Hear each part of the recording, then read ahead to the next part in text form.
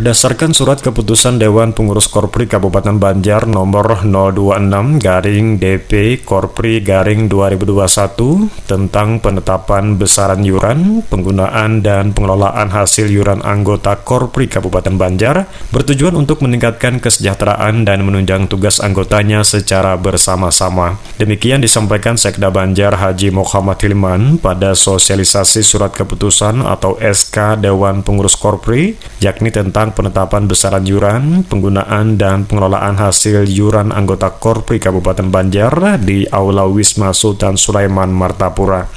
Hilman yang juga selaku Ketua Dewan Pengurus Korpri Kabupaten Banjar mengatakan, penggunaan yuran tersebut selain digunakan untuk kebutuhan kelancaran organisasi, juga untuk kebutuhan sosial. Dana dari pemungutan yuran sebesar 60% sebagai bagian dari gotong royong dari anggota untuk anggota dipergunakan apabila ada anggota yang sakit atau opname di rumah sakit, kemudian purna tugas atau pensiun, meninggal dunia, melangsungkan pernikahan pertama, melahirkan anak pertama dan kedua, serta untuk meningkatkan proporsionalisme anggota Korpri dalam menunjang tugas berdasarkan program kerja yang sudah disepakati. Lebih jauh, Hilman menambahkan, yuran Korpri sebesar 40% digunakan untuk bantuan keuangan, seperti kegiatan pembinaan mental, spiritual, olahraga, dan kesenian, serta kegiatan lainnya yang berkaitan dengan Korpri. Hilman berharap adanya keberadaan Korpri dengan operasional yuran anggota ini sebagai salah satu sumber dana untuk kegiatan-kegiatan Korpri yang berlangsung bisa berjalan dengan baik.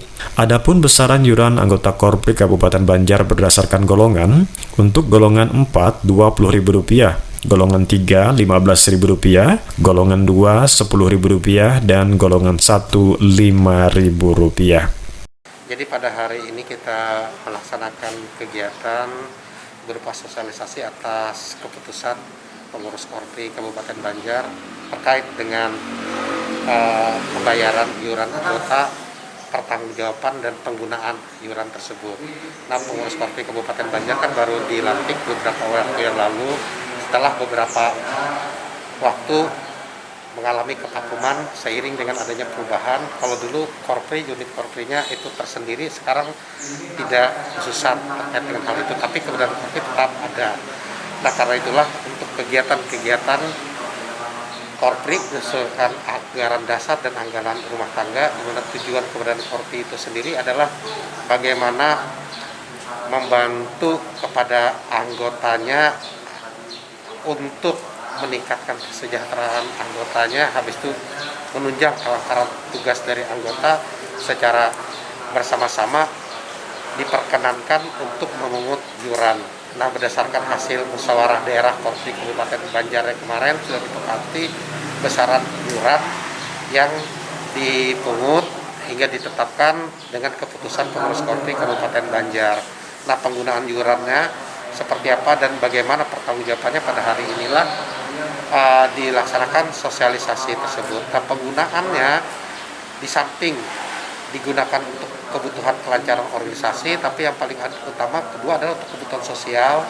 Jadi kebutuhan sosial itu seperti yang disampaikan untuk anggota, karena utamanya adalah kesejahteraan anggota. Jadi dana yang ada ini sebagai bagian dari gotong royong dari anggota untuk anggota dipergunakan untuk apabila ada anggota yang sakit dan utama ke rumah sakit, untuk yang purna tugas, untuk yang meninggal, untuk yang melangsungkan perkawinan pertama, untuk yang kelahiran anak pertama dan anak kedua.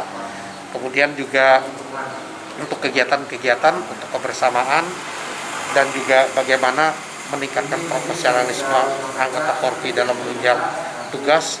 Nah, berdasarkan program kerja yang sudah disepakati.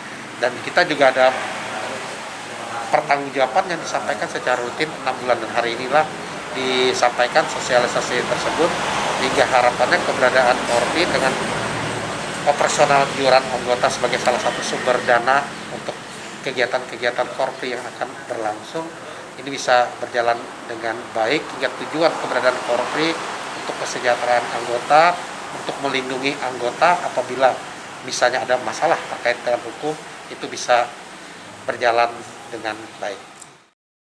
Turut mendampingi dalam sosialisasi tersebut, Kepala Badan Kepegawaian Daerah dan Pengembangan Sumber Daya Manusia Kabupaten Banjar Rahmat Dhani dan Sekretaris BKDPSDM Kabupaten Banjar Ajidin Nuridali, serta dihadiri sejumlah pengurus Korpri Kabupaten Banjar dengan menerapkan protokol kesehatan COVID-19 yang ketat. Lydia Zidan, Kominfo Banjar melaporkan.